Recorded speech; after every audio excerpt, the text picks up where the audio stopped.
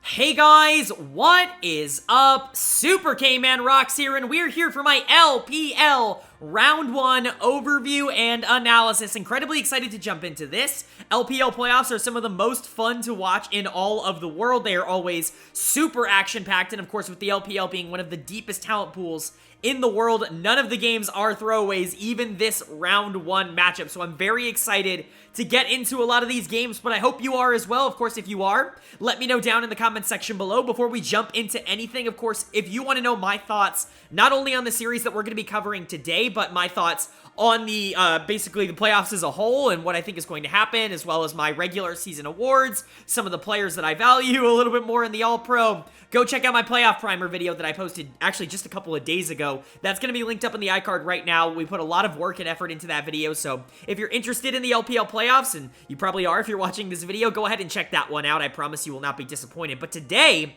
we're going to be going over all of the games that happened in round number 1 here. That's both of the first round 1 series. So without further ado, let's go ahead and jump into it. Starting off with our first series, a matchup between the number 8 seeded ThunderTalk Gaming and the number 9 seeded Royal Never Give Up. Now, these two teams are on basically completely opposite trajectories and just expectation levels, but they're both meeting in round number 1, which makes it incredibly interesting. ThunderTalk, the higher seed in this series, this is the first time they've ever made playoffs as an organization.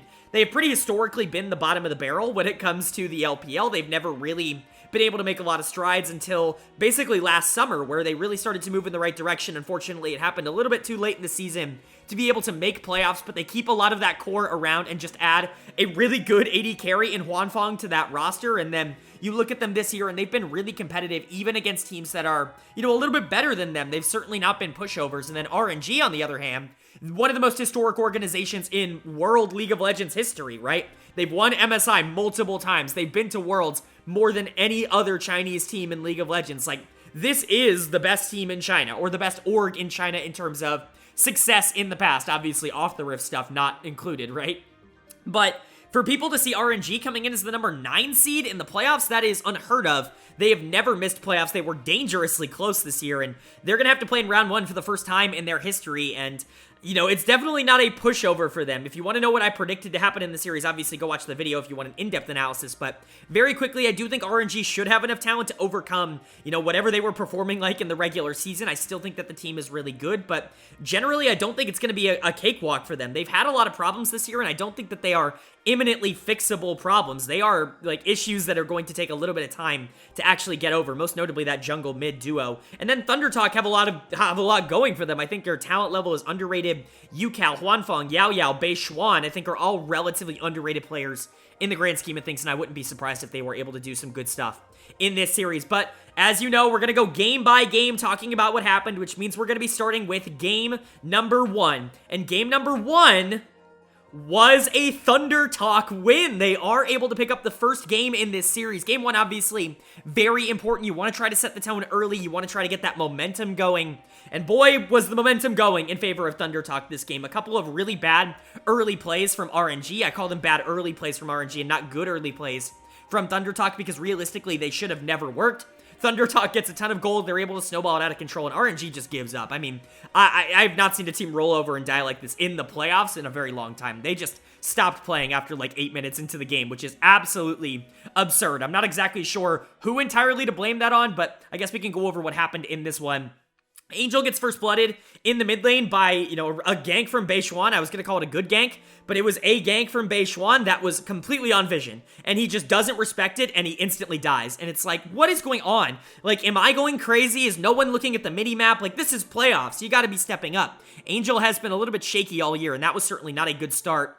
And then we look at the counter gank in the top lane for Wei. He goes and tries. He misses the Vault Breaker, the Q, onto Hoya, so they don't get anything there. And then eventually Bei Xuan shows up, and they're able to chase down and kill Breathe. And it's like, okay, well, it's 2-0 now, and it's 3 minutes, and the Vi is completely set behind, which is disastrous for that champion. The Ryze is not really going to be able to shove and roam around the map. The Scion's not going to have any pressure in the lane already, and now Kennen has a kill. Like, everything's already going wrong for RNG. Basically, nothing that they needed to happen here was going right, and then basically, you know, it's hard to really describe it, but from that point on in the game, RNG just kind of bled out more and more and more. They go and try and take a fight in the bot river. It goes incredibly horribly. I think it's like a 3-for-0, a 4-for-0 maybe, something really bad, and then they just stop making plays. Like, they don't even try to contest anything from that point in the game onwards. ThunderTalk controls the map. They control every single objective. They're getting random picks in the mid lane, and then Hoya's getting a solo kill in the top lane, and then, you know, Ming's getting randomly picked off in the jungle. It's like, it never stopped. It was just mistake after mistake after mistake after mistake coming out from RNG, but good for ThunderTalk. I mean, this was one of the most dominant wins you could probably get in a game number 1 in a series. My player of the game is going to go to UCal, but I think there were a lot of good options for this. I was really debating between the solo laners. I think both of them played incredibly well. UCal's damage is gonna fly under the radar in terms of what he was able to do, but I guarantee you he was the top damage dealer in this game, and it probably wasn't even close. And he's kind of been a hit or miss pick, especially in the mid lane over the course of the year in the LPL, but UCal played it really, really well into a matchup that, honestly, I do kind of favor him in. And then Hoya in the top lane, not only dominating in that early kill, but getting a solo kill later in the game on the Sion. It's not like Kennen is bad or anything into Sion. I think Kennen has gotten better over the recent couple patches, and I think, obviously, Kennen into Sion's pretty Kennen favored, but the ultimates are great. The ability to lane and just kind of be up 40 CS and, you know, being able to solo kill is great. Hoya just played a really good game. He was much better than Breathe, and he capitalized on a lot of their mistakes. Beixuan got an early lead and never looked back, even though he probably shouldn't have gotten it. And good for Huanfeng and Yao Yao. They didn't really do all that much this game. I mean, Huanfeng was doing damage with arrows in the back half, but they didn't really do a lot to set up the lead. They just kind of capitalized on it. Overall, good game from ThunderTalk and a bad game from RNG. Dud of the game's going to go to Breathe. I really can't justify giving this to anybody else. I mean, Angel definitely deserves it as well for that opening death. Like, there's just no excuse. There's literally no excuse you can give me to make that play make sense. But Breathe getting solo killed in the top lane, losing a ton of pressure, you know, not only using ult to basically escape this entire game, not even being a sponge. Like, he was useless. He did nothing the entirety of this game, so he's going to get it. But like I said, Angel, Wei could get this. Ming in the bot lane didn't have a particularly good game, although some of the deaths are a little bit inflated because he's an engager on a team that is losing. But overall, this was just disastrous for RNG. There's really not a lot of analysis that I can give you, mostly just that they kind of got run over. And if they want to be alive at all in this series, then they need to step it up, like, now. They cannot afford to lose game 2, because with the way they played game 1, they are on the brink of elimination already, especially mentally. And then for ThunderTalk, just keep it going. I imagine this team is feeling great. This is their first ever playoff game as an organization, and it was an utter stomp. Now you just got to keep that momentum train rolling. It is very difficult to go up 2-0 in a series and lose, and so if you can win that game 2, then all of a sudden the entire narrative surrounding the series shifts. But is ThunderTalk going to be able to maintain control in that game number 2, or is RNG going to be able to wrestle it back from them and kind of make it a little bit more of an even series? Well, the winner of game number 2 was Royal Never Give Up. They are able to take game number 2 and even up the series at 1 apiece. This is an absolutely massive win for this team. I've said it once, I've said it 1,000 times on this channel. You do not want to go down 2-0 in a playoff series. Can you come back from being down 0-2? Yes, you can come back from being down 0-2, but it is not easy. It is never easy to beat a team as good as ThunderTalk 3 games in a row. That leaves almost no margin for error for the rest of the series. It's possible. It's just not very likely, and it's certainly not a game plan that I think you should be playing for. And good thing RNG isn't going to have to play for it here. They were able to win game number 2 in pretty dominant fashion. Not as dominant as game number 1. I do want to point that out. Game number 1 was incredibly dominant. We're probably not going to see another game like that in this series, but RNG definitely the controlling team in this game. Both teams definitely making their intentions clear at the beginning. RNG wanting to play bot over and over and over again. Wei diving Huanfeng and Yao Yao over and over and over again. And ThunderTalk doing the opposite. I mean, they were top lane 90% of the game. I don't even think Beixuan cleared his jungle camps. He just camped. He just cleared top lane, I guess. He cleared the Kennen, if you will. That was his jungle camp of the game. And so, you know, a little bit of a split map tendency here, but I'll just go out and say it. Getting the Jinx fed is a little bit more important than getting the Gragas fed, in my opinion. And so RNG ends up coming out on top in that situation, not to mention the fact that, you know, Angel was really strong as well. Wukong was able to get a lot of gold there, and Beixuan wasn't getting nearly as much out of the top lane ganks as RNG was getting out of the bot lane ganks. And then eventually you get to the point where you basically have to 5v5 around this Baron. ThunderTalk's actually the one who initiates it. They try to go for the Baron. They want to force the fight here. They get absolutely blasted by the Jinx because there really is no stopping her at that point. Along with the Wukong knockups, along with LeBlanc's damage, along with Kennen Ultimate, there's really just not a lot that you can do in a 5v5 when you are losing, as this ThunderTalk comp. RNG's comp is just really good for this part of the game, and they're able to execute on it really well. Gala's going to get my player of the game there for the Jinx.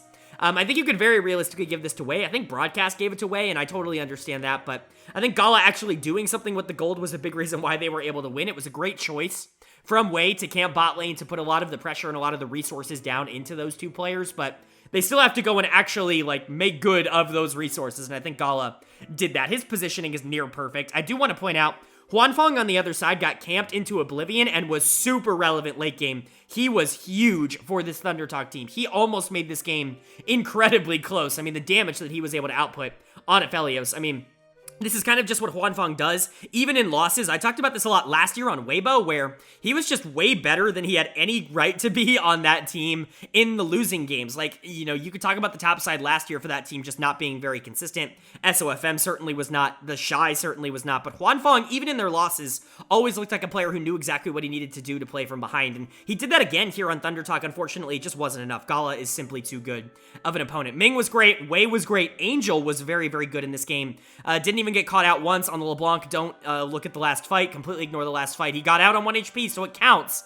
And poor Breathe. Somebody honor Breathe for this game. The dude was camped into Oblivion on this Kennen. He was never going to get the same treatment that Hoya got in game number 1 on this pick to be able to just win lane. It was just 5 people in his lane basically from minute 1 in this game. And so credit to Breathe. He kept his cool. The Kennen ultimates were still really big in a lot of the team fights. He just was never going to have a lot of fun this game. So overall, good series or good game from RNG. Definitely the bounce back he needed. Not exactly what we wanted to see out of ThunderTalk. I wanted to see them be a little bit more competitive in this one just because you dominated them in game number 1, but it's not the worst to lose game number 2. At least the series is tied up. That basically just brings us to a regular season best of 3, which ThunderTalk absolutely has the ability to win. They didn't do it in the regular season, but we know this team is talented enough.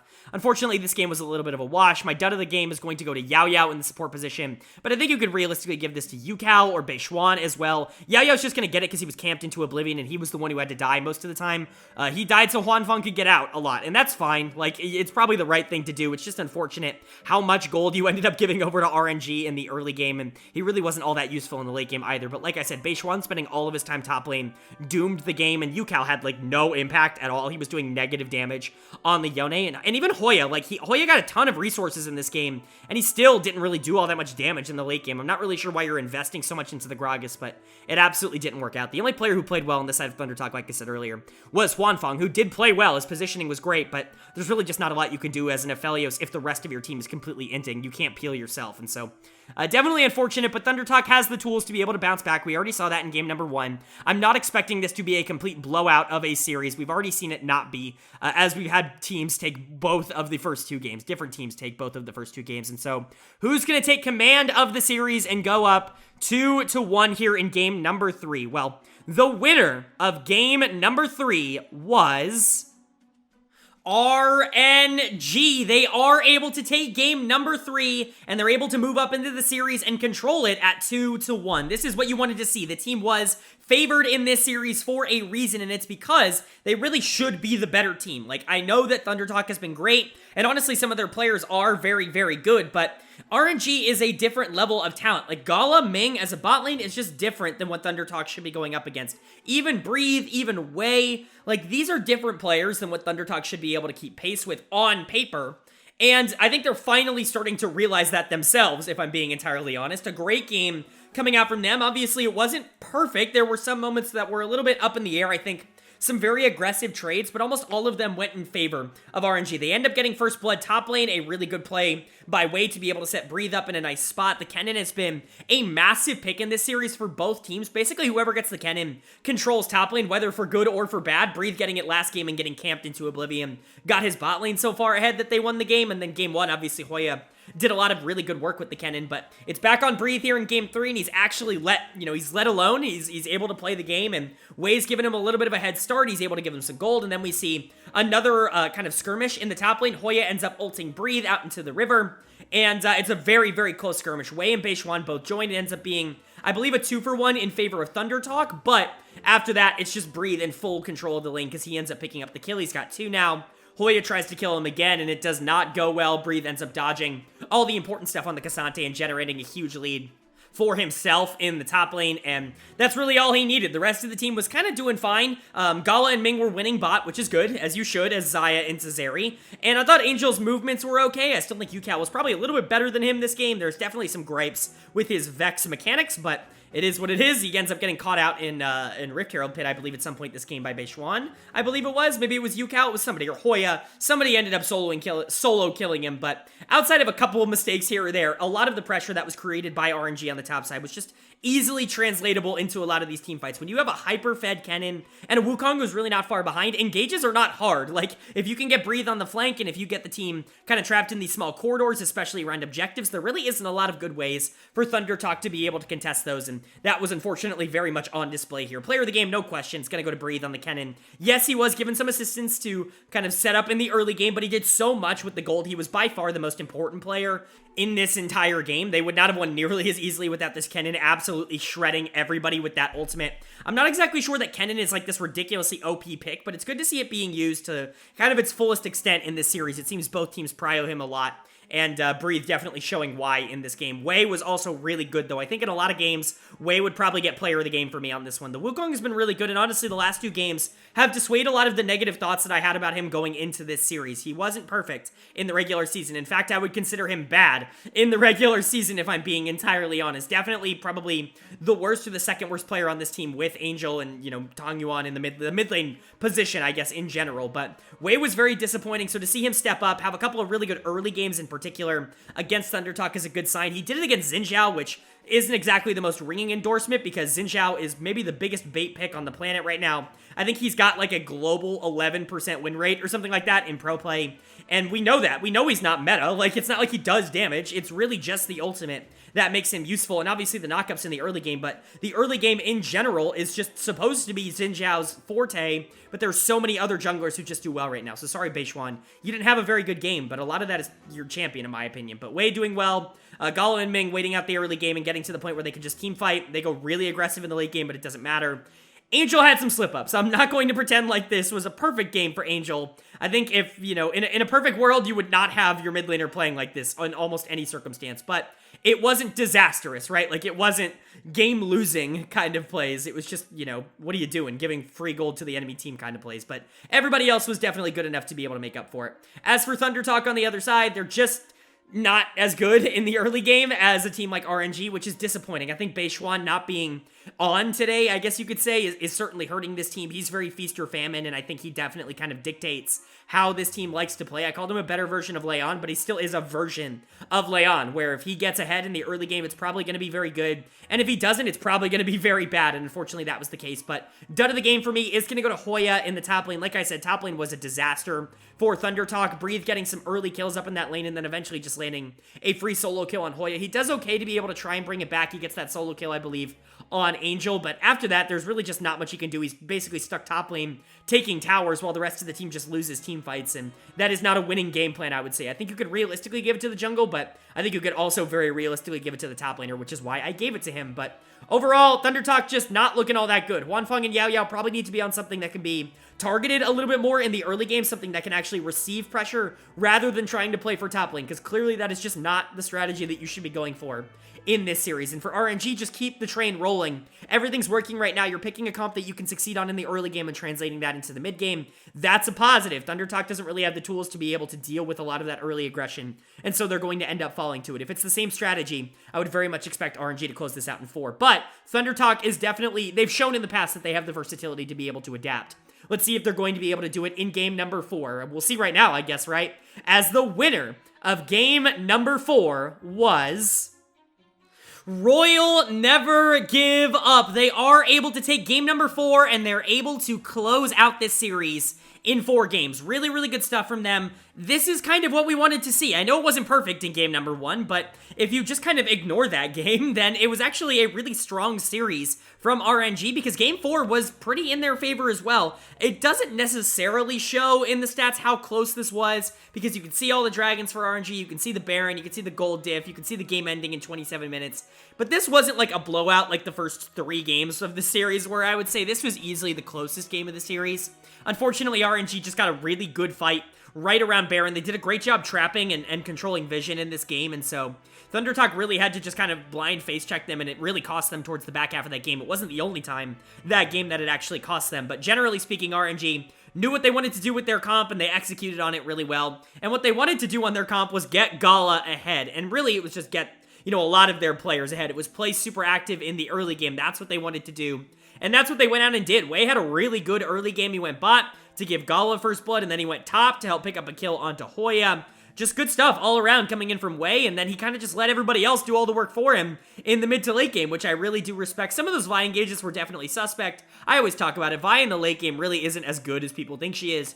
Yes, she can ult onto a backliner, like she can ult onto the Aphelios, but what's stopping the Aphelios from just like auto-attacking her and killing her? That's really the big question there, and so poor Vi as a champion can't really do much after 15 minutes, but luckily, RNG really was able to get so far ahead that those engages really didn't matter nearly as much, and Gala was really just able to take over. Ming had a really good game as well. I don't want it to just seem like I'm praising Gala, because Gala's awesome. He's the best player on this team, and he definitely should not be playing in round 1. Like, he is way too good to be on a team that is in 9th place, but he's player of the game, obviously. I just want to give a lot of credit to Ming as well. There was a reason I put him as my first team All-Pro support. It's because especially when he gets on these engagers, he is just easily the best support in the entire region. His consistency when it comes to these engages is unparalleled. I mean, he is catching out somebody every time. Like, it is just ridiculous. And somehow, he's getting out alive in a lot of these fights, which you just shouldn't be able to do as a Leona. So, Gala, Ming, just unfair to play against in round 1. Like, if I was the 8 seed and I saw that my 9 seed's bot lane was Gala Ming, I would throw my computer across the room. It just feels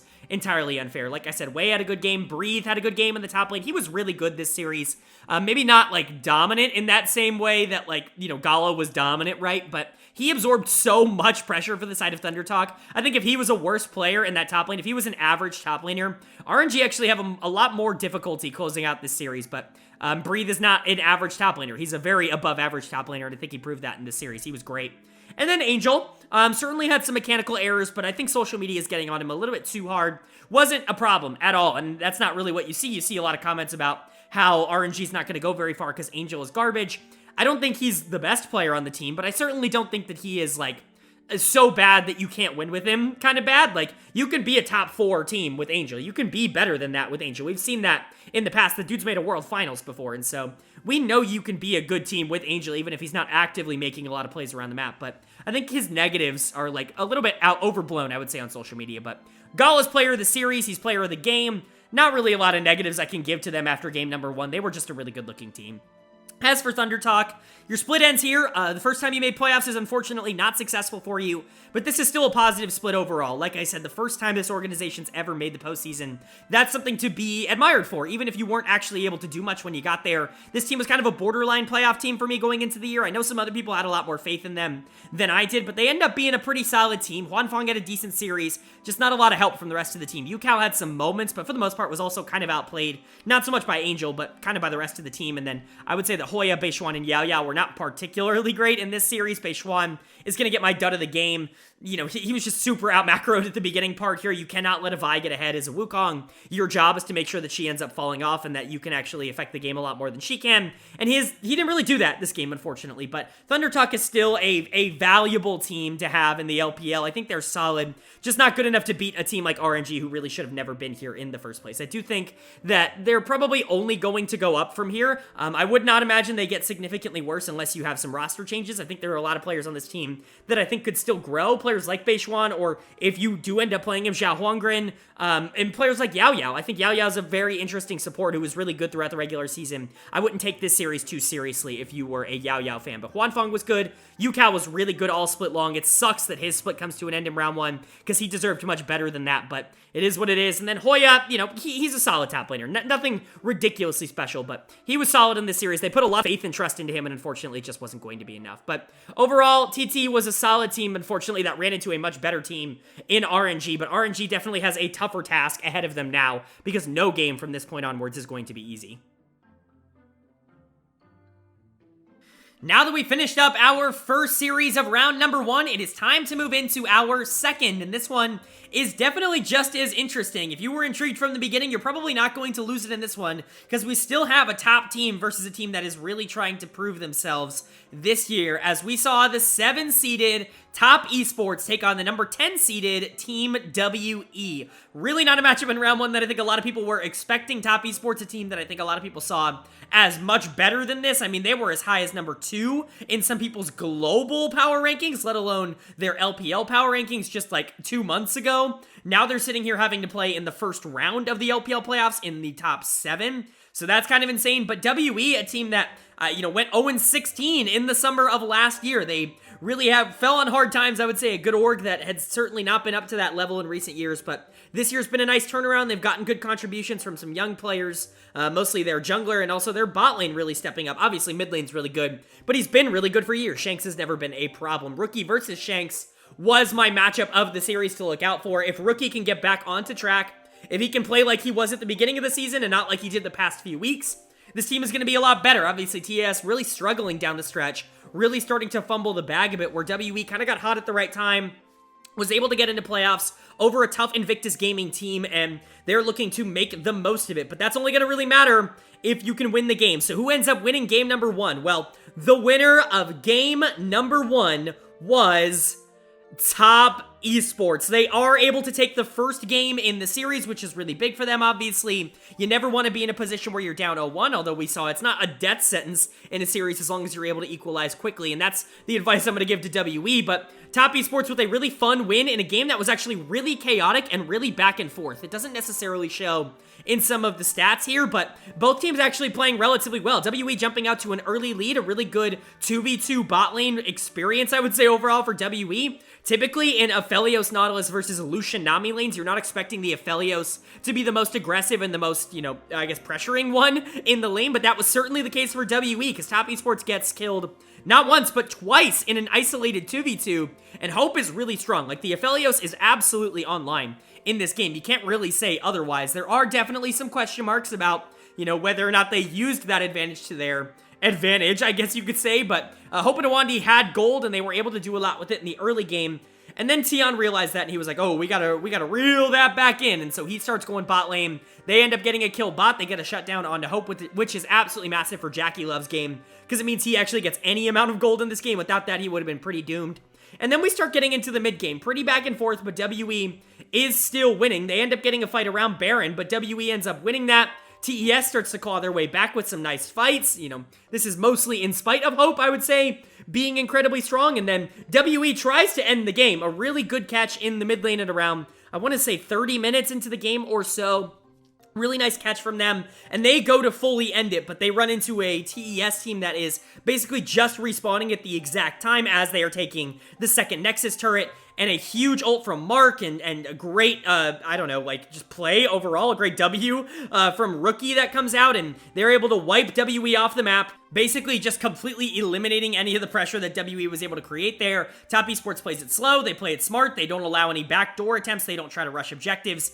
None of that stuff, because they know that WE is a crafty enough team to really go for stuff like that. They end up continuing to find picks in the jungle. We saw WE go way deep to try to kill Jackie Love, and it ends up costing them basically their whole game, as it gives up Baron, it gives up Nexus, and then, obviously Top Esports moves on to the victory. It's really interesting to kind of pinpoint where exactly things went wrong for WE in this game, because I really do think it was more TES playing well in the mid game rather than WE throwing. I think a lot of people are going to consider this a massive throw by WE, because they were in the lead. I certainly wouldn't consider it a massive throw, even if it was a throw, because, you're playing into Olaf, Vi, LeBlanc. Like, it's going to be difficult to end on this team if you don't get a perfect lockdown with the Maokai, and especially because the Rise didn't really have a lot of gold, but still, there were definitely things you could have done, and you probably should have won this game, but credit to TES, and big credit to Mark. Mark's going to get my player of the game here. There's been a lot of Mark slander on the timeline as of recent. I don't really know why, and I certainly don't know where it's coming from. He's been pretty solid. Like, TES I know hasn't been very good, but Jackie Love and Mark have definitely not been the issue on this team.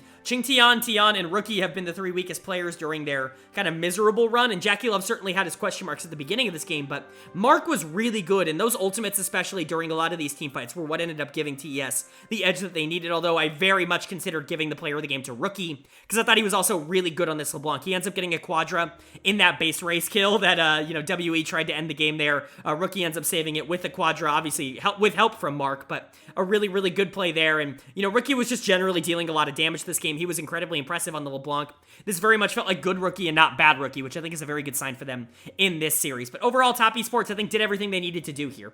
As for WE, you were so close to being able to win this game, and you probably should have, but this is not something that you should hang your head over. Just because you weren't able to close it out doesn't mean that you didn't show good things that you can replicate in future games in this series. My dud of the game is going to go to Shanks, because I do think if you have a strong rise this game, you do win, but he was actually making some plays around the map as well, taking towers, and just using the ultimate generally for assistance, but some of those ultimates were also pretty bad. I think Shanks was the really only noticeable player towards the back half of the game who was actively not playing well. I want to give a bunch of shout-outs to Hope and Awandi. I thought they played really, really well this game. The WE bot lane's been stepping it up as of recent. I think this game was a good example of that. Hang had some good moments on the Maokai. Unfortunately, it's really hard to kind of engage on the Maokai with ultimate when you have an Olaf on the other side that can just press R and completely ignore it and run at you, but you know, Hang, I think, with that, still did a lot in this game, and then Biu was fine. He's on a meatball tank. It's Biu. I'm not really expecting all that much. I think if you get a slightly better performance out of your mid laner in the next game, if things go exactly the same, you probably end up winning it, and that's a good thing for WE. I know it's frustrating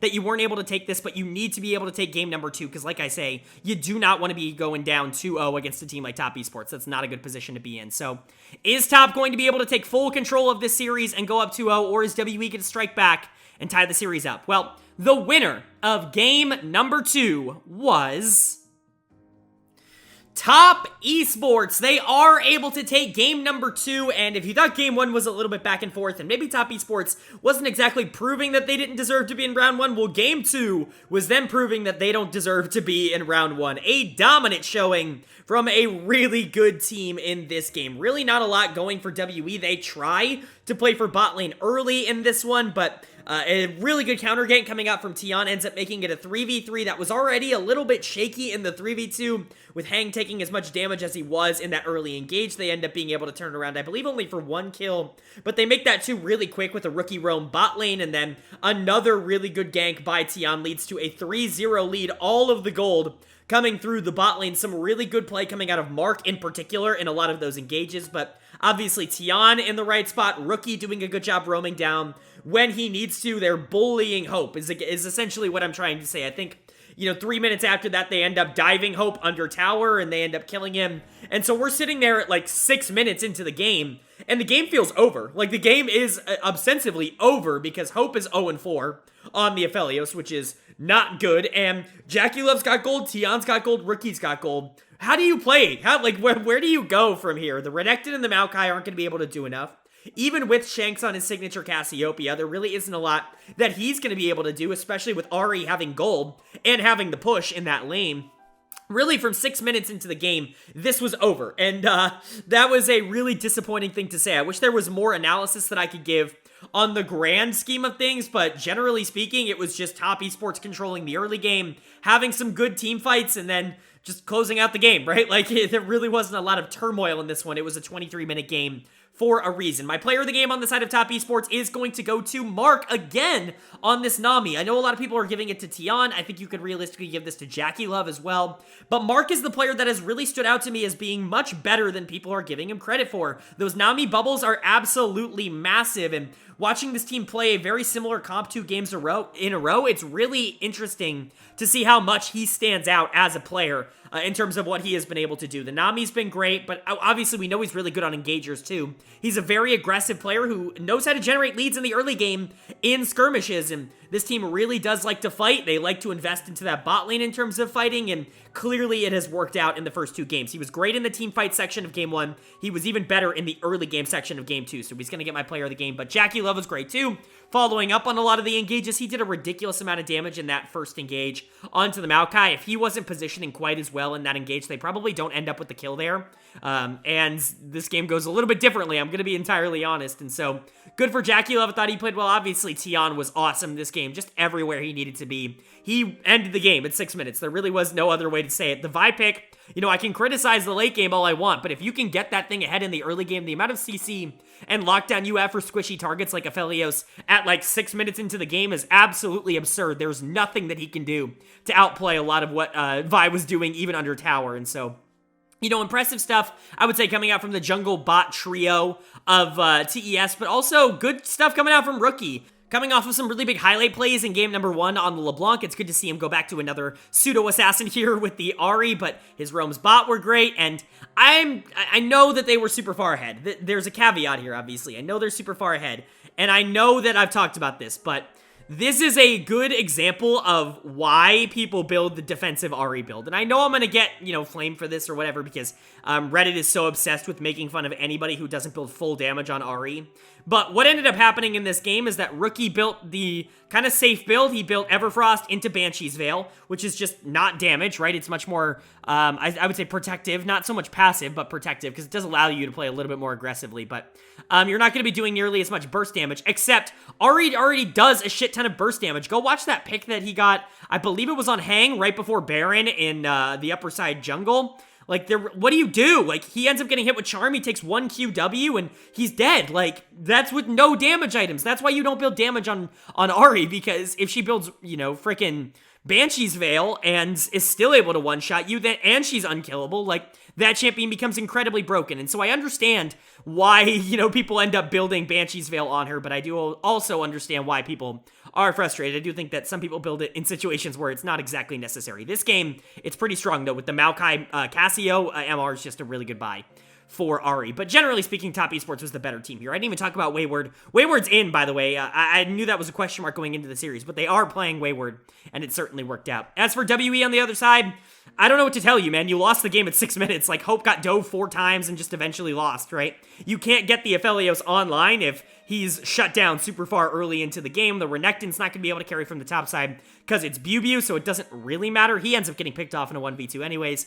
Hang just has really bad pathing. Like, there really is no other way to put it. Again, another feast or famine player in that jungle role. Unfortunately, it was famine today. Shanks really couldn't do anything. He got outpushed by the Ahri, which absolutely should happen in that matchup. And then, she ends up getting kills, and the bot lane ends up scaling. What are you supposed to do is cast this game, and then poor Awandi was just the engager to try and save a poor, lonely Aphelios. I don't know where Thresh is. Thresh is just not here. I guess Awandi doesn't play him. This would have been a much easier game if you had a Thresh instead of a Nautilus, but overall, there's really not a lot of good to talk about. Hope's my dad of the game. I don't think I said that, but, like, what else? Like, who else could it possibly be? The dude was completely and utterly destroyed this game. It's not even entirely his fault, but when you die 8 times in 23 minutes against Top Esports, like, you're probably going to get done of the game. It's just kind of how it goes. And so, overall, good game for Top Esports, not so good for WE. I do think that a bounce back is possible for WE, but it's now 2-0 Top Esports. If they want a chance of surviving and not being eliminated from the playoffs, they've got to win 3 games in a row against this incredibly talented Top Esports team. It's just incredibly unlikely, but it would have to start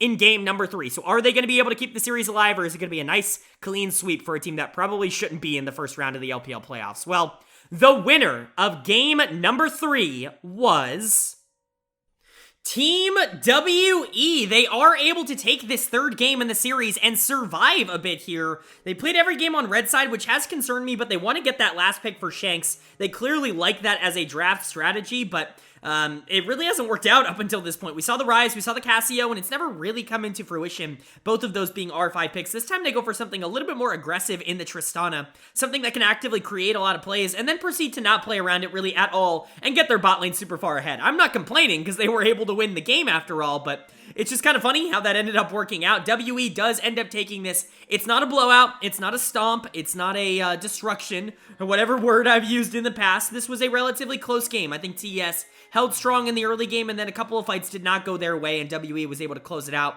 relatively efficiently. We'll get to some of the things that maybe they did a little bit too much that almost threw the game, but they were able to hang on. Early gank in the bot lane coming out from Hang. It's the exact same gank that he did in game number 2, and that one did not work out at all because Tion was there to counter gank it, but this time Tion's on the top side of the map on that Lee Sin, and so the gank goes off. You're able to get that first blood onto Jackie Love, which is absolutely massive.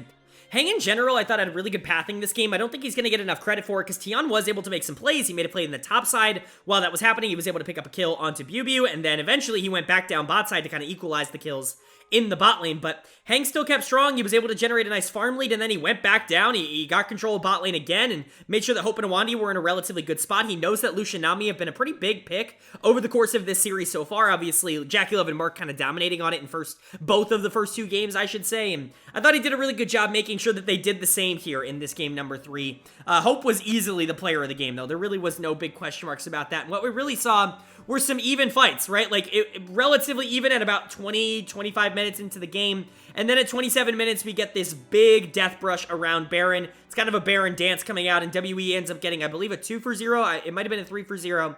One of the two, they're able to get Baron off of that for free as well, and then all of a sudden, it's a 4K gold lead, right? It's gone from even to 4K in about a minute and a half, and so TES is now playing on the back foot. They're not really able to stop a whole bunch of stuff, but WE overextends immensely in the bot lane trying to end the game. They end up getting stopped by TES. I think it's like a 4 for 2. But then TES, it's their turn to completely overextend. You've got players going back in, a great stopwatch coming out from Hope to avoid getting immediately blown up by the Lee Sin, and then they end up losing a couple members that leads to a WE Baron, which they eventually use to close out the game. So a little bit sloppy towards the end, but Hope was really the thing that they were driving everything through. The Lucian pick was actually big here. I would say, and maybe this is a little controversial, this was the best Lucian game of the series so far. I love Jackie Love, and I think he's been good in the first couple of games, but Hope was really carrying the team on his back with this one. It was just a good performance overall. I thought Awandi had some questionable ultimates coming out throughout the game, but for the most part, it didn't really matter. The Lucian was ridiculously strong. As long as she point and clicked on him, gave him that shield, gave him that heal, nothing else really mattered. He was going to be fine pretty much no matter what. Shanks was doing a good amount of damage and staying relatively safe on the Tristana. This pick just has so much more agency than either the Ryze or the Cassio, at least in terms of skirmishing, which I think is really what this WE team needed. I think the Ryze and the Cassio are really good for Shanks in particular, but this team doesn't really play around mid in that kind of way. They certainly don't give him a lot of, resources in the early game, and I think that really hurt him in the first couple of games. I think putting him on something that can be a little bit more active in the late game is definitely a little bit more positive overall. And like I said, I liked Hang's movement during the beginning of this game. I really liked that his pathing was pretty solid, and I don't really have many complaints towards him. I think just generally speaking, WE just almost forced a little bit too much here. They almost put themselves in a position where it was not going to be easy to win this game. Luckily, they didn't end up doing that. They kept their cool, and they ended up closing out the game with a really good pickoff of Jackie Love, I believe it was, towards the back half there. And so, good stuff from them. As for Top Esports on the other side, it's not the worst thing in the world to lose Game 3 after you've gone up 2-0 in a series, but you do want to see the series end quickly. You do not want this to go to a game number 5. I think there were a couple of negative things I could talk about. Tion's pathing in the early game was weird. I do like the idea of going top, but you have to know that the Maokai is going to be looking at this Lucian Nami lane. I'm surprised he didn't just repeat his pathing from game number 1. That felt like a really obvious choice to me, but he did not end up doing that. He wanted to play for the Cassante a little bit more, and it ended up working out. He was able to get some gold in the mid game, but eventually that Lee Sin is going to fall off a bit, especially going into something like a Maokai. And so I wanted to see him maybe be a little bit more active in the early game, but my dud of the game is unfortunately going to go to Rookie here. I actually don't even think he played all that bad. He just really didn't do anything. I can look at every other player on this team and be like, well, they did stuff this game. Wayward had some really good mid-game initiations. Tion definitely was the damage for a lot of that mid-game in terms of the aggression. Jackie Love and Mark definitely doing some work towards the back end of the early game, but Rookie never really had any plays this game. He was just kind of there on the ante. I'm sure he was doing damage, but it certainly wasn't noticeable. And I think when you're looking at like the grand scheme, he was the least noticeable player on Top Esports, and that for me is a dud of the game worthy performance. But I honestly don't think it was nearly as bad as either of the dud of the games from the beginning of this series, either Shanks in Game 1 or Hope in Game 2. I think we had a little bit of a higher high coming out from WE, a little bit of a lower low coming out from Top Esports, but not necessarily too bad. I think it was just generally a strong WE win that was a little bit even up until the midpoint, but that means that we are moving to a game number 4. It's not going to be a sweep, but Top Esports still has control here, and WE cannot rest on their laurels, because this series could end after this next game. Are they going to be able to take it and push us to a Silver Scrapes Game 5, or is Top Esports going to be able to close it out and prove that Game 3 was a little bit of a fluke? Well, the winner of game number 4 was Top Esports. They are able to take game number 4, and they're able to close out the series in 4 games, just like RNG was able to do earlier on in the week. Good for Top. They really should not be falling here to WE, so this isn't a particularly big surprise, but shout out to WE. They did try their best, and there were some interesting moments in this game, even though I would consider it definitely very Top Esports favored. At the very least, WE didn't go down with a whimper, which is good. They didn't exactly go down with a scream, but it was somewhere in the middle, which I think is enough. I think that's exactly what we were looking for. But let's go over what ended up happening in this game in particular. There's a lot to talk about in terms of grand scheme stuff, but let's talk about game 4 first. What ended up happening in game number 4 was a pretty solid early game from Top Esports. Tian, Rookie, really pairing up well, I would say, throughout pretty much the entirety of the early and the mid game here, which is a good sight to see. Mid lane has kind of been relatively irrelevant in this series up until this point. I do think Rookie has been good in the latter half of some of these games. Game 1 in particular, he was good in game 2 as well. But really not a lot of jungle attention early on, kind of just leaving that lane isolated from both sides. Bot lane has gotten a lot, top lane's gotten a little bit, and mid lane's got basically none. That was not the case in game number 4 here, where Tian and Rookie definitely paired up to try and make a lot of action happen. They were able to get first blood because of a great charm and Vi engage coming out from the duo onto Shanks. They were able to pick up that first blood there. And then basically right after that, Mark with a perfect engage timing coming out on this Nautilus. Iwandi leaves to go ward. As soon as he sees that, he goes all in on the Aphelios. They're able to pick up a nice 2v1 kill in the bot lane, which is incredibly solid. Tian moving around everywhere. I mean, like I said, he was playing with Rookie, but he had some moves topside. They were able to get another pick off into the jungle. I believe it was on Shanks, but it could have been on Hang. I don't actually remember. It was on somebody in the enemy jungle there, which is a really nice pick. Obviously, Ahri Vi is a very dangerous pick combo. You do not want to be face-checking Vision without, actual wards there if Vi and Ahri are on the other side, because they can get you really at any moment, which they kind of did in this game. But TES is able to generate a really strong lead from that point. They're able to generate, honestly, like a 5, 6, 7k gold lead going into like 20, 25 minutes into the game. But then WE goes for a last-ditch effort. They go for Baron, which is pretty massive, and they start to rush it, and TES just doesn't react in time. WE is able to get it, and they're able to get out, which is massive. I think they only lose Bilibili, which is totally fine in that instance, but not really a lot going on from them. They end up trying to fight again in the jungle. It's, I think, like a 2 for 3. Relatively boring, even trade. Both teams not really wanting to commit fully when one or the other has a major objective up, because they do not want to. I mean, TS doesn't want to lose the game for no reason, trying to fight while the enemy team has Baron. And WE doesn't feel like they can actually win, even with the Baron buff. So it ends up being a little bit more of a stalemate in the mid game, but then WE tries to force Baron. Again, TES actually reacts accordingly this time. Biu does something. He runs right into the enemy team and instantly dies for no reason. And that basically ends the game there, because it's a 4v5 fight at Baron with super minions moving in, and so they end up taking Baron. They end up closing the game out. TES, that is. A very unfortunate final fight, but kind of emblematic, I think, of this series and the season so far for WE, that they were relatively, kind of coming back until Biu ended up completely turning off his brain and losing the game for him. I don't think that it could have ended any more appropriately for WE. But for Top Esports, my player of the game, I think Broadcast gave it to Tian. Again, I totally understand. Tian was a big influence in this game. He was moving around everywhere on the map. They go for that 4-man dive. It ends up not working, but he's at least trying to make plays, right? But I'm going to give it to Rookie in the mid lane, who I think his charms were phenomenal this game. He plays Ahri at such a high level. It's very fun to watch. And it's just really good to see Rookie playing at a high level again. He was actually really good in this series.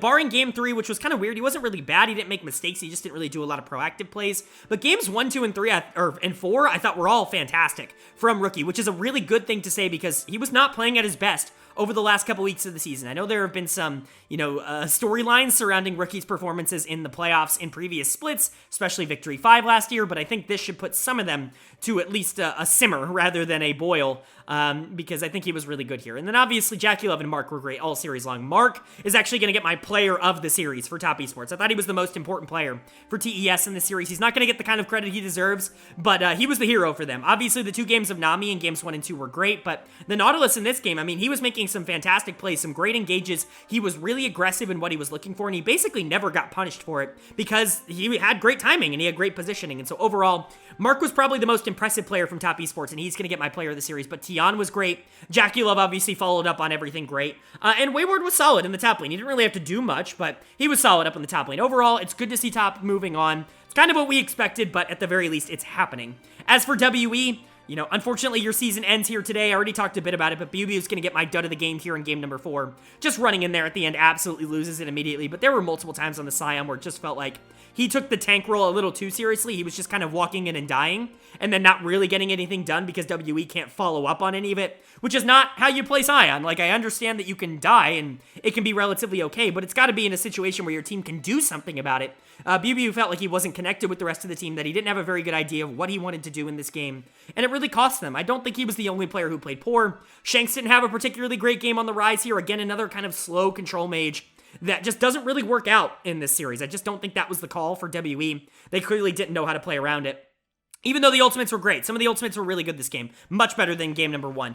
And then Hang in the jungle just got out-jungled by Tian. Really nothing else to say. He didn't have a particularly solid game. Again, another game of Maokai and Tavai where the Maokai just doesn't have any early pressure. And so it's very difficult for him to actually do anything. Some great calls in the mid-game to be able to take the Baron, but, you know, I'm not sure if that's entirely him, right? It's just, generally speaking, a WE thing. I thought Hope and Awandi were definitely the light for WE in this series. Hope in particular was the Hope, LMAO. But unfortunately, it just wasn't enough. He's not going to be nearly as good as the entirety of Top Esports. Difficult series to win, but WE season comes to an end here, or their split comes to an end here. Definitely unfortunate. There's some promise on this team. There are some players I like. I thought Shanks was really good in the regular season, even if he wasn't great in the playoffs here. I thought Hang was pretty solid in the regular season, especially for a rookie, someone that you're excited to see grow with this team. Hope and Awandi have some synergy, but Bubu is an absolute black hole in the top lane. I would be stunned if this team continued to play him up there, because you have to be able to find someone better. Now, that's what I said at the end of last year as well, when he was probably the worst player in the LPL, and I guess he had a better split this year than he did last year, but if this is what it takes to be playing in the LPL, I mean, I should be playing in the LPL. He's just not very good. You have to stick him on meatball tanks. He can't play anything aggressive on the top side, or he's just going to give away free gold. And even when he does play tanks, he's just a little bit over-aggressive in a lot of these team fights, and he gets his team into bad positions. And we saw that not only in this game, but in this entire series. I would say that's really the only adjustment I would make. I like everybody else on this team, and I think you can still continue to grow. But WE, they're going to be happy that they were able to make playoffs. 0-16 to playoffs is a pretty good narrative. Unfortunately, they weren't able to take it home. But Top Esports has a very interesting matchup coming up that I'm really excited to preview in the back half of this episode. But now that we've covered our round 1 series in full, we know who's going to be playing in round number 2. So it's time to preview what I think is going to happen in these series. Again, I can't reiterate enough, if you want a full breakdown of these teams, go check out my playoff primer video that I posted a couple of days ago. But here I'm just going to give a quick overview of what I think it could potentially be looking like here in the playoffs. The first one, we're going to talk about the upper side of the bracket. We have the number 5 seeded Bilibili Gaming taking on the number 9 seeded Royal Never Give Up. And this is a really intriguing matchup, not only because, you know, these two teams have relatively similar narratives, at least over the course of the last, I don't know, like 6 months or so, but obviously there are some swaps here that are really interesting to talk about in terms of players. I'm really just talking about Bin versus Breathe. It's always fun to watch Bin versus Breathe, considering what happened at the end of spring last year. So let's go ahead and talk about the matchup. I do think that there are some interesting pieces here. I'll start with Bin versus Breathe, because I actually think that that is a great way to start. Both, I would say, kind of opposite style junglers. Bin wants a little bit more attention. Breathe does not. You can see that in their champion pools. Breathe prefers the Scion, the Cassante, things like that, where Bin likes the Jax, he likes the Fiora, he likes the Gnar. Things that are going to be a little bit more active in terms of how they want to play the game. That's the reason that RNG ended up trading him to BLG for Breathe, you know, last year. That was a big kind of reason for that, is they wanted someone who could play weak side a little bit more efficiently. But Bin's going to be more of that carry role. I would say Breathe is really good at, you know, withstanding pressure. I think we saw that a lot in their round 1 series against ThunderTalk. Breathe did a really good job, you know, getting pressured in the top lane and not really caving in under that, allowing the rest of his team to be able to win games. I think something could be similar. I think Bin should have the edge in terms of talent top lane, but Breathe is certainly not someone that's going to give over the kind of advantage that can make it really worthwhile. And then Jun versus Wei in the jungle. One of the more intriguing matchups in this entire series, because both of them, I think, had maybe their worst splits in the LPL this year, or at least in spring so far. It just wasn't very good. Wei already talked about being kind of inconsistent. He was pretty solid in the round 1 series, but I don't think he was, like, dominant. And then Shun, I mean, what a split for Shun. He was really good on the Vi, and almost nothing else really worked for this team. That's why they kept going to it over and over again. Obviously, Nidalee is like a permaban against him for a reason, but two aggressive junglers that want to be able to rush the early game, and I just don't know who's going to be able to get the edge here. Obviously, you know, past performance would say that Wei should have an advantage, but I don't really know, man. I'm not a big fan of Shun. I'm certainly not a big fan of what he did this year, but Wei's also been someone that I've been a little bit lower on. And then Yagao versus Angel in the mid lane. I think Yagao should have this pretty handily. He's not someone who's going to be able to pressure it in the same kind of way that maybe another top mid laner would. More of a supportive mid, obviously, with the Gallios, the Talias. He's going to roam around the map. He's going to try to play for his jungle. He's going to try to play for his bot lane, but Angel's really not someone who can punish that at all. He's another more supportive style mid laner. I just think Yagao does his job, but a little bit better, and so I would definitely put that in favor of BLG. And then we get to the bot lane matchup. We'll get to the AD carries in a second, but the supports, On versus Ming, is probably one of the more exciting matchups. These are two of my favorite players in the entire league. Ming, I've talked about endlessly at this point, can play basically any style, but is definitely more comfortable on the engagers, as we saw with him pulling out Leona a lot in round 1, but On definitely the same way. Very good on the hook champions, very good on things that he can play make on, and they're both going to go for a lot of, impressive plays. I think Ming is going to be a little bit more, thoughtful and calculated about it, but On's going to go for every single play that he can find, and sometimes that's a really big positive, but sometimes when you have a player like Ming on the other side of the map, he can actually capitalize on that a little bit easier than maybe some other players. But the only matchup that we have yet to talk about is going to be my matchup of the series, my key matchup, the bot laners. It's going to be Elk versus Gala, and it's a no-brainer. I mean, these are the two best players on both of their teams by a significant margin. Elk finished in top 3 in MVP voting for me, getting second team All-Pro. Gala did not finish top 3 in MVP voting, but did get third team in All-Pro. So both of these, really important players to their team in particular. You can see that in their stats. It doesn't necessarily get reflected as much for Gala, but we just saw in round 1, it's absolutely the case. He is clearly the best player on that team. But for Elk, I mean, sheesh, look at these stats. First in KP percentage, first in damage percentage, first in damage per minute, second in gold per minute. These are ridiculous. Like, he does die a little bit because he has a lot of responsibility on BLG, and teams know to target him, but, like, he's awesome. The dude has had a career split here for BLG. This is someone who I was talking about breaking out going into the year because he was stuck with that miserable Ultra Prime team last year, but he has been even better than I could have ever anticipated. If he's able to get the edge on Gala, like, RNG doesn't have a backup plan. If Gala loses, they are not in a good spot. But if Gala wins, I mean, they can win any game. His team fighting is exceptional. His laning is exceptional. Him and Ming as a duo can generate leads even against some of the best bot lanes in the entire league, like Elkanon, and so I really do think whichever way this bot lane goes is going to end up tilting the series in that direction. If Gala can get really strong and can actually go toe-to-toe with Elk and with the rest of BLG, like, I don't really see how they're able to stop him in a clean way unless June has some really good games or Bin has some really good games, which I just think are less likely. But if Elk is able to dominate and Gala's not nearly as strong as him in these late game team fights, like, I think RNG is completely and utterly doomed in that. So it's going to be interesting to see, but overall, I still have BLG winning the series. I think it's going to be a little bit more likely. I think score-wise, it's a little bit difficult to predict, but I'm going to say BLG 3-0, BLG 3-1. Actually, I'll switch those. 3-1 and then 3-0. I'm predicting 3-1, but my spread is 3-0. I think that 3-1 is more reasonable for BLG here, but I think they should be the better team in this series, and they should be able to take it. But RNG has, countered my expectations before. This is the spring team, and so if they're able to pick up the win, I guess it would be a little bit of a surprise, but it's RNG. What can you really expect?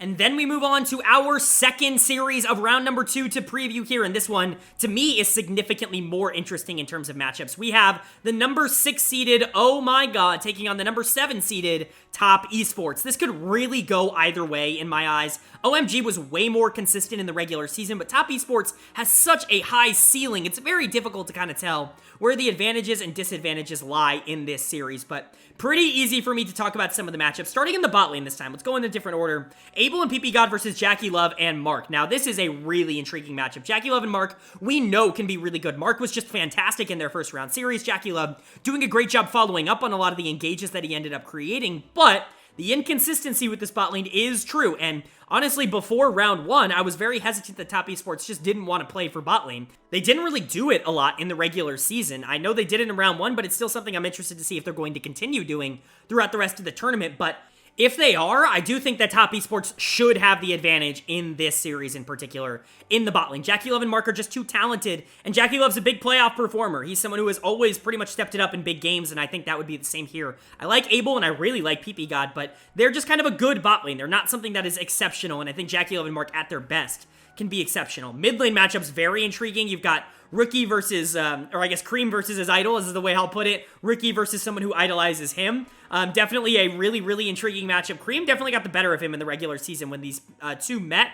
I'm not sure that's going to be able to carry over. Again, Cream is someone who I think is very targetable in draft, but targetable in a way that I still, trust him because he's good on his off picks. He's not great on his off picks, but he has too many on picks to just ban him out. If you ban out Silas, Yone, Akali against him, well, first of all, then you're leaving up Wukong, you're leaving up Cassante, you're leaving up Aphelios. It's not a good idea to do against OMG, but even if you don't, he's got other picks. He can play the Azir at a relatively high level.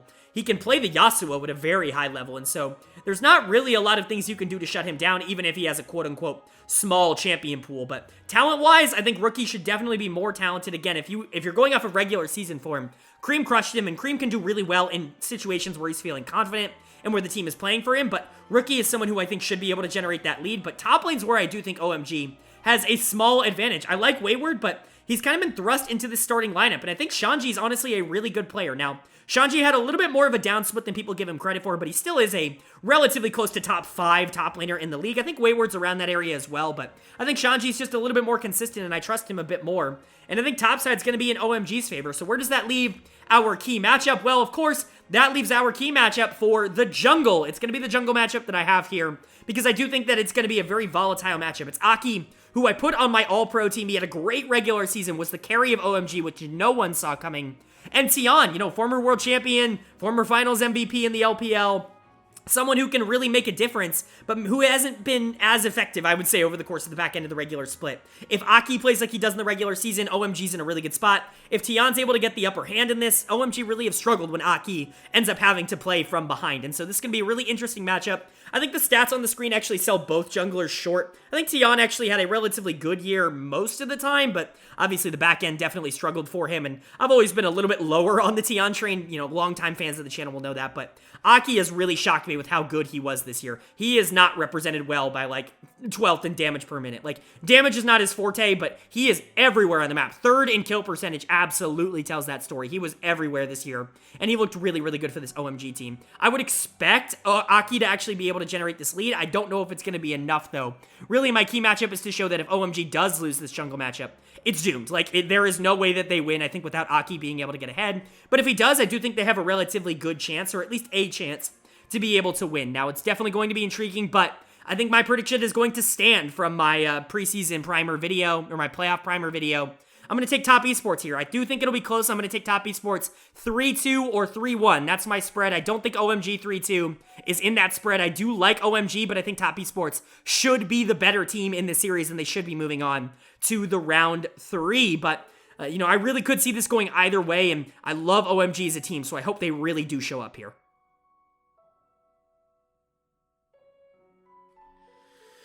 All right, but that is going to do it for my LPL Round 1 overview and analysis of both series that we had, as well as my preview for Round 2.